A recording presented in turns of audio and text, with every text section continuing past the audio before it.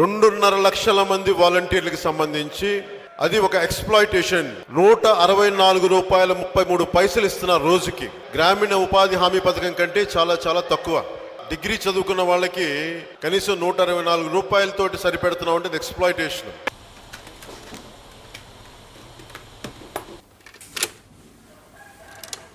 ఈ దత్తపుత్రుడు ఈ ప్యాకేజీ స్టారు నలుగురిని పెళ్లి చేసుకొని ఒకటి ఈ డేటా ఎక్కడికి వెళ్తుంది?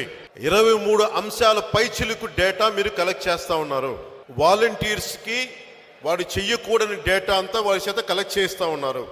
ఇది డేటా చౌర్యం కింద వస్తుంది. ఈ దత్తపుత్రుడు ఈ ప్యాకేజీ స్టారు ఎందుకు మీరు అంబేద్కర్ విదేశీ విద్యా పథకాన్ని పేరు తీసేసి జగన్ విదేశీ విద్యా పథకాన్ని ఎందుకు పెట్టారు? అంబేద్కర్ కంటే నువ్వు గొప్పవాడివా జగన్మోహన్ రెడ్డి?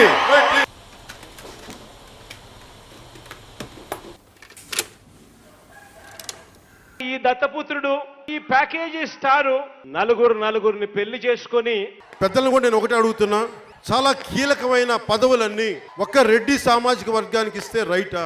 దీంట్లో కాపులు లేరా, శెట్టి బల్జలు లేరా, యాదవులు లేరా, వెలమ కులస్థలు లేరా, అగ్ని కుల క్షత్రియులు లేరా, వాడ బలిజలు లేరా? అంటే మిగతా వాళ్ళలో టాలెంట్ లేదా? ఒక్క కులంలో టాలెంట్ ఉందా? దయచేసి అధికారంలో ఉన్న ప్రతి ఒక్కరు కేవలం ఒక్క కులానికే ప్రాధాన్యత ఇవ్వకండి. దయచేసి 2 చేతులు జోడెత్తి అడుగుతున్నాను, మిగతా కులాలను కూడా గుర్తించండి.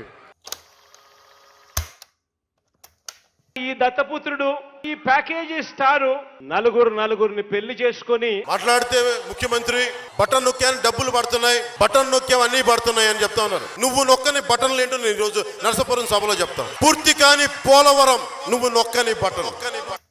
ఈ దత్తపుత్రుడు ఈ ప్యాకేజీ స్టారు రాని ఉద్యోగ నోటిఫికేషన్స్ నువ్వు నొక్కని బటన్.